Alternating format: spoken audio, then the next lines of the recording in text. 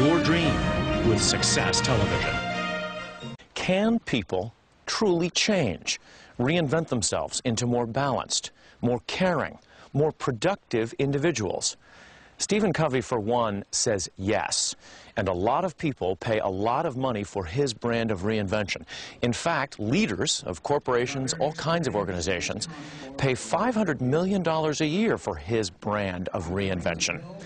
Covey himself is a former Brigham and Young University business professor who has turned himself into a self-help mogul. And his first lesson for leaders is that they are the product of their own choices.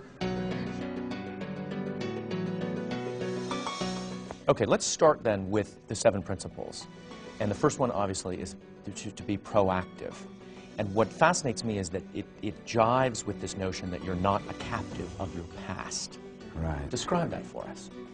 Well, most people tend to become deterministic, that they are a captive of their past, or of their present circumstances, or of the social weather that surrounds them, or their physical weather. For their family. Their upbringing, what my parents did to me, and so forth. The question I often ask is, are you a product of nature or nurture? And almost everyone says it's nurture or a combination. And I try to make a point that it's neither. It's a product of choice, because you can choose your response to both nature and nurture. You could have, for instance, a genetic disease inside you and never get it, simply because you make the lifestyle choices of the proper food and exercise and medicine. Or you could have been abused as a child. You don't have to abuse your own child. You have the power to reinvent yourself. That's not so with animals. So the space between stimulus and response is the freedom to choose your response. Let's stop for a second and focus on the space between the stimulus, if you will, or whatever happens to you in your life, and then your response. What, is that a minute second in most instances? Is it something we can expand?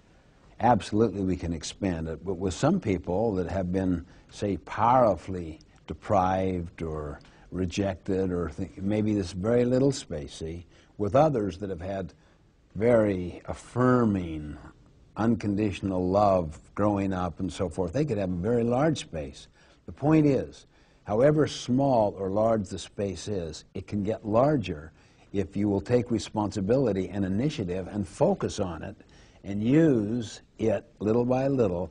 It gets larger and larger until eventually your response changes the very stimulus of your life. That's why I say that leaders are not born or made, they are self-made.